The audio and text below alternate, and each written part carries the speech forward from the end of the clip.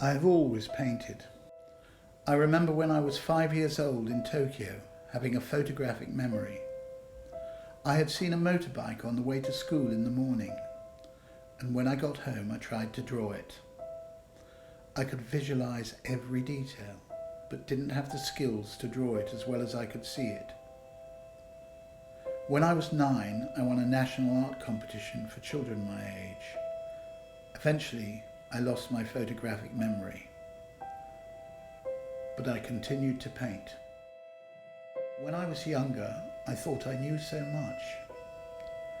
Now I think about how much more I have to learn, but sometimes I think I know more than many artists. I have painted in so many styles and ways. I taught myself how to paint in layers in the classical way. This was not taught at art school. I had to work it out for myself.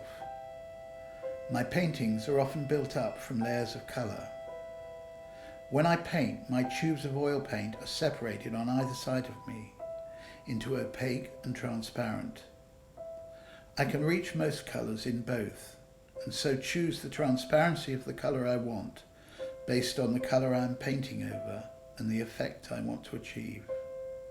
The most important advantage of layered painting is it is possible to be very accurate and subtle, because with transparent paint you can tint the colour underneath and change the colour by varying the thickness of the transparent paint layer. Very few painters paint in this way anymore, or will even think about the transparency of their paint, but the old masters did.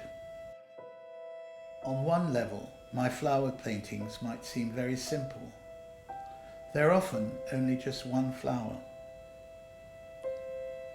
So there is not much you can describe in words. But to me, the language of paint is the shapes and colours that a painting is made of, and the feelings these give the viewer. In this sense, flowers are a very rich subject, and no flower more so than a peony, with its numerous petals dancing in the sunlight. They are almost abstract when you look at them. If you just think of one of these paintings as a picture of a flower, you will miss the point. But if you open your mind and let the colours and shapes guide your feelings, you will escape into the painting's magic. You will see the harmonies and symmetries that make the flower and the painting a unified whole. You will see the world within a flower. In my abstract paintings, I take this idea one step further. These pictures are still based upon flowers or nature, but I say, why do we have to stop there? So these paintings take the elements I like from the real world, but break away to lead the viewer's imagination to other places and things. If the flower paintings look outwards, the abstract paintings are more about me. They could perhaps be called portraits of imaginary flowers. They may be less literal, but they are more soulful and have more mood and feeling. They tend to reflect my mood as I paint them, and at the same time my mood feeds off the paintings.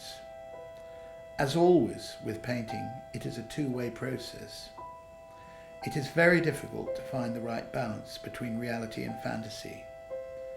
It is much easier to paint pure abstract or completely realistic paintings than these ones. Some people don't understand what abstract paintings are, yet those same people are able to enjoy a piece of classical music which is just made up of sounds. I believe that abstract paintings are the visual equivalent to musical pieces. In the same way, figurative paintings are like songs because they have a story.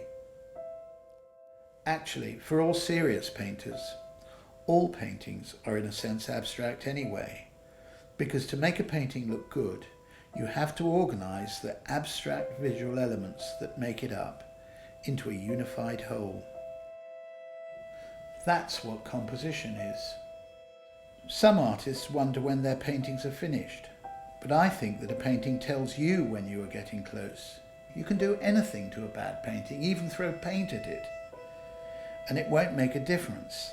When your painting starts to look good, the slightest mark will change it, and even affect how the other side of the painting looks. The best way to look at a painting is when you are alone and quiet. The best paintings are always subtle, and to see that subtlety, you have to be relaxed and without distractions. Just a few minutes will be enough. But with a good painting, you can come back again and again, and you will notice other things you hadn't seen before. Over time, your relationship with a painting will grow. It'll mature like a fine wine, revealing its treasures in different ways as the light changes. When your mood changes, it will look different too, almost like a living being. You never get bored with a good painting. The artist may have spent hundreds of hours creating every detail for these few minutes of your pleasure and contemplation.